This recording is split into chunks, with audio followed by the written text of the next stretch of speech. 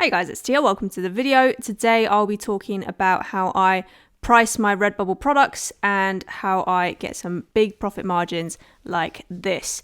Now, if you want to see how I built up 9 Redbubble shops that make me passive income every day and how much I earned in my first year, as well as exactly how I find keywords and niches that sell with proof, then you can check out my Redbubble playlist in the description.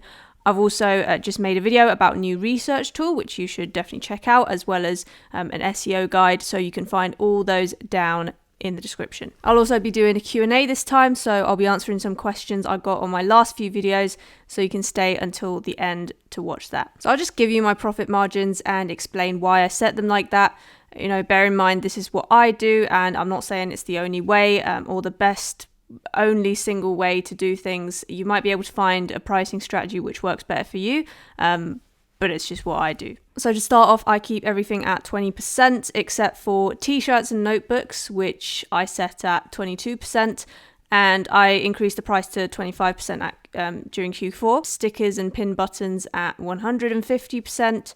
To 200% in Q4. Also at the expensive products, so tapestries, throw blankets, duffel bags, backpacks, A-line dresses, shower curtains, I set at 30%. Okay, so it doesn't have to be this specific. The general idea is to mark up the cheapest and the most expensive products and then keep the rest at 20%, which is the default markup. Obviously, you don't have to copy me, but I just wanted to show you what I do because I've gotten questions about this and I thought it'd just be easier to show you exactly what I do. So for the cheapest items, so things like stickers and pin buttons, I find they still sell at 150% margin all year round because they're just cheap and they're the best selling products on Redbubble. Stickers are what people usually go to Redbubble for directly. During Q4, stickers absolutely explode. They will definitely sell for 200%. You could probably mark up more than that, in fact. And last year, Q4, my sales actually increased when I set the price at 200%, especially since I do sticker packs, which are multiple stickers in one design that are separated out, so you can peel off the individual stickers. And those have a lot higher perceived value than just one single sticker. T-shirts also sell pretty well, so a small price increase is barely noticeable. And same thing for notebooks. Now, my logic for increasing the prices really dramatically on the expensive products to 30% is that the base cost is so expensive that they barely sell anyway. So if someone does buy one, then that means they must really like the design, and a few extra dollars isn't going to make much of a difference. I know that sounds like really technical advice, but that's just what makes sense to me.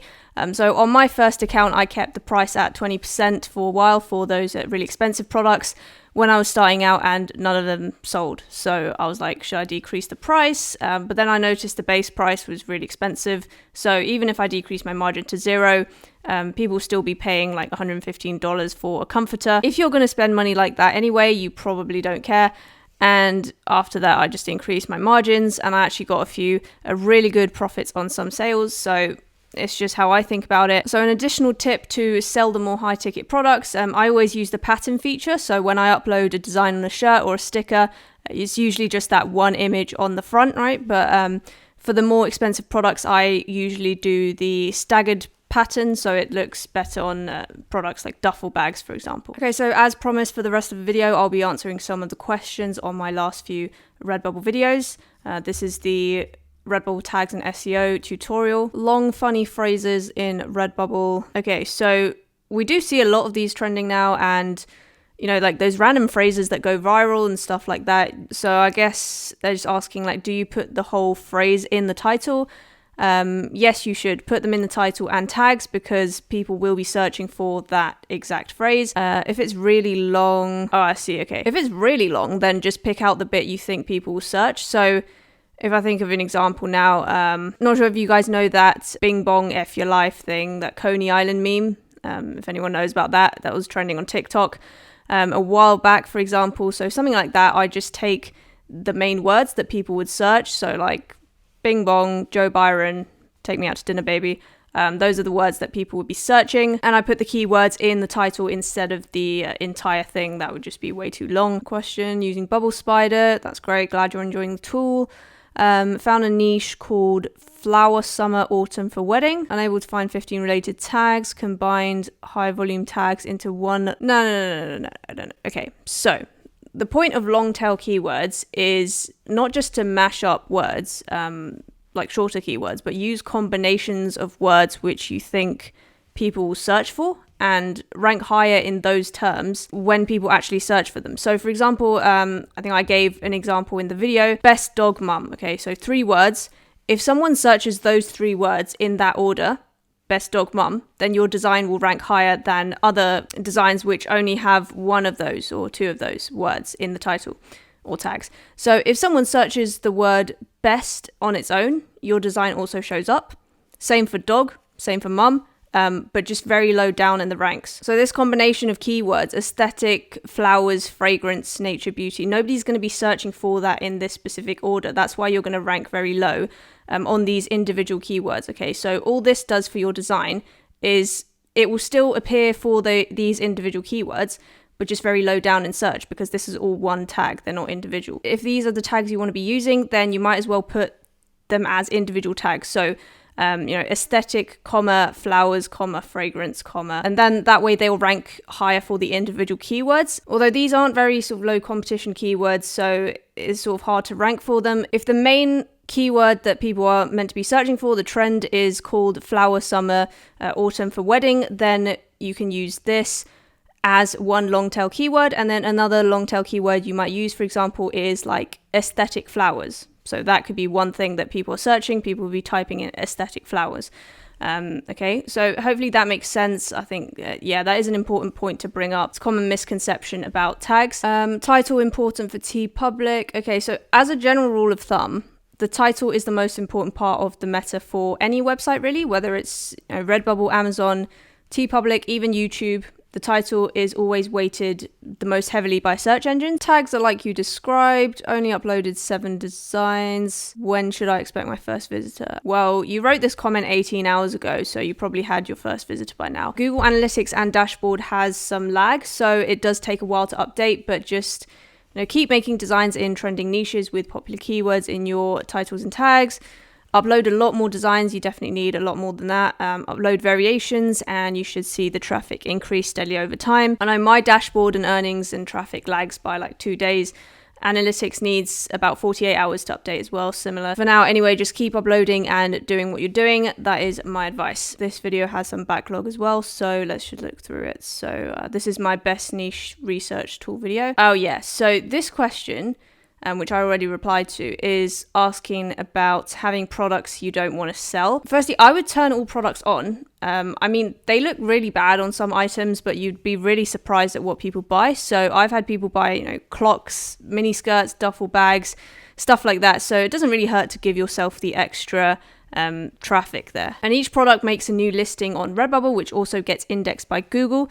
So that's just more traffic. But if it just hurts your soul to have those products for sale on your store, then by all means turn them off. It's up to you really. And also I have read the reply.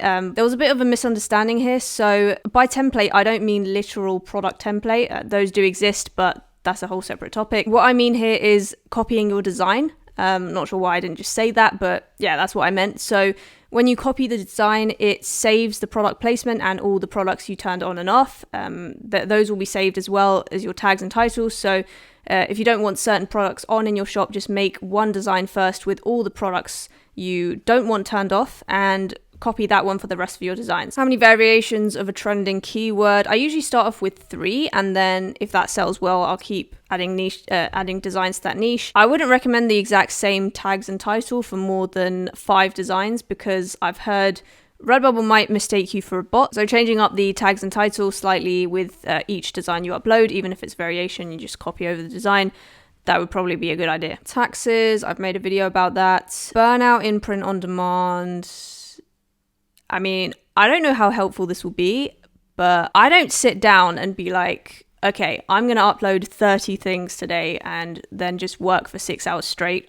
I don't have an amazing attention span like that. So I also have university as well as work. So I do like science tuition on Zoom. That's sort of my job right now. So for me, it's more like I'll be waiting in line for coffee in the morning or something like that. And I'll pull out my phone, do a bit of niche research and see what's trending on Redbubble and other sites. I usually have my laptop with me most of the time, so if I'm like at a bar waiting for a friend, then I can just take the chance to get 2 designs done and uploaded, and then I sort of do print on demand in my spare time, really, when I have nothing else to do. I actually use it to procrastinate from like actually doing the work I'm supposed to be doing. So maybe you just don't look at it as work and do more designing in your spare time, and that might help. Also, if you're keeping track of your progress, don't look at sales, look at the traffic, because the traffic is something that will actually change in real time. Like, you can end up with more traffic than you had yesterday. If you don't make a sale in like a month, you will get discouraged. But if you just look at your traffic increasing, you'll know that the work is actually paying off. People are actually seeing your products, and sooner or later you will make a sale. If you're not getting much traffic, then I have videos that can help with that. They're in the playlist down below. Don't want to pay for Bubble Scout, but you want a tool that shows you sales per month. Unfortunately, I don't know of a free tool like that. There are lots of free tools such as Bubble Trends and Bubble Spider, which I talked about in one of my last videos, which show you really good keywords in general. But the sales estimation is what is kind of unique about Bubble Scout, and it is a premium feature. You can get a discount with my link down below. It's 10% tier 10, but I'm not really aware of any tools as good as that one, which shows you the exact sales that a designer's making, I'm afraid. Okay, so looks like that is all the questions done, I think. Looks like I'm up to speed, but if you want to ask any more, then you can leave them in the comments in this video, and I'll get to them in my next video. Thanks for watching as always, and make sure to like and subscribe if you found it useful. Discount codes, links and socials and my website in the description, and I will see you in the next video.